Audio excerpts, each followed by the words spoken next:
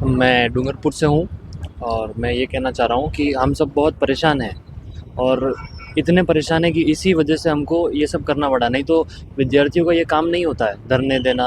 इतनी 45 degree temperature है बाहर, ऐसी गर्मी में हम लोग यहाँ बैठे हैं। तो सरकार को थोड़ा देखना चाहिए और सरकार देख भी रही है। कल मदन जी ने जो आश्वासन हमें दिया है उस हिसाब से सब ठीक चल रहा है। अगर परीक्षा आगे बढ़ती है तो सरकार का आभार जताएंगे। बिल्कुल बिल्कुल जताएंगे। दिनों से आरएस भर्ती स्थगन की मांग को लेकर बैठे हैं, क्या कुछ कहेंगे? देखिए, कल मदन राठौड़ जी सर आए थे तो वो हमें पूर्ण आश्वासन देके गए हैं कि हमारा जो मुद्दा है आरएसमेंस पोस्टपोन का, तो उसकी प्रक्रिया जारी है और हमें 1-2 दिन में सकारात्मक परिणाम मिलने की उम्मीद है पूरी। उन्होंने हमें पूरा आश्वासन दिया है। अगर परीक्षा आगे बढ़ती है सरकार का आभार जताएंगे। बिल्कुल जताया जाएगा। क्या कुछ कहेंगे सरकार को? क्या भैया उनको दिल से थैंक यू। उन्होंने अगर स्थगन हो जाता है परीक्षा का तो उनको हमारी तरफ से दिल से थैंक यू है बस।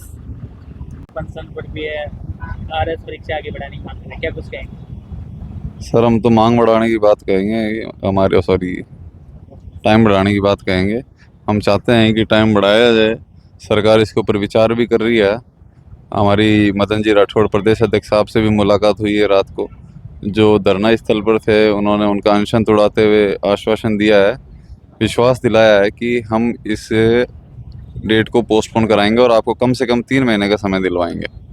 उम्मीद है सरकार आगे बढ़ाएगी। बिल्कुल सर, जब जताएंगे आप सरकार? बिल्कुल हम आभार जताएंगे सरकार का। और प्रदेश अध्यक्ष साहब ने कहा है कि अगर धरने पे बैठे रहो, अगर मैं वहाँ आके तुमको मतलब जो नोटिफिकेशन है वो बताऊंगा, जब तुम तब धरने से उठना। धरना कब तक जाएगा? धरना सर प्रदेश अध्यक्ष साहब के आने तक जारी रहेगा। वो नोटिफिकेशन लेके आएंगे, तब तक हमारा धरना और अनशन जारी है। हमारे कुछ और भाई बहन धरने पे बैठ गए हैं। ठीक है। आरएस परीक्षा स्थगित करने की मांग को लेकर लगातार धन्यवाद, क्या कुछ कहेंगे? हमारे धरने का लगभग ये 6ठा दिन है और हमारे कुछ साथी भूख हड़ताल पे भी थे। इस संबंध में लेकर लगातार सभी विधायकों, मंत्रियों और दोनों डिप्टी सीएम के समर्थन पत्र प्राप्त हुए थे। भाजपा प्रदेश अध्यक्ष महोदय मदन जी ने भी हमें आश्वासन दिया था। इस संबंध में वो कल हमारे बीच अमर जवान ज्योति पर आए थे, शहीद स्मारक पर, और उन्होंने 200 से 300 हम अभ्यर्थियों को संबोधित करते हुए कहा कि आप निश्चिंत रहे, मैंने सरकार की बात आप तक पहुंचा दी है और 2 से 3 दिनों में आपका यह निर्णय आ जाएगा। इस प्रकार प्रदेश अध्यक्ष महोदय द्वारा हमें आश्वासन दिया गया है और हमें सरकार पर पूरा भरोसा है कि वो इन अभ्यर्थियों की बात सुनेगी और इस आरएस एग्ज़ाम को पोस्टपोन करेगी। आरपीएससी ने दूसरी तरफ गाइडलाइन जारी की है परीक्षा को लेकर। हाँ, कल आरपीएससी ने एक प्रेस नोट जारी करके गाइडलाइन ज़रूर की है, लेकिन इसके बाद हम गए थे बीजेपी ऑफिस ही।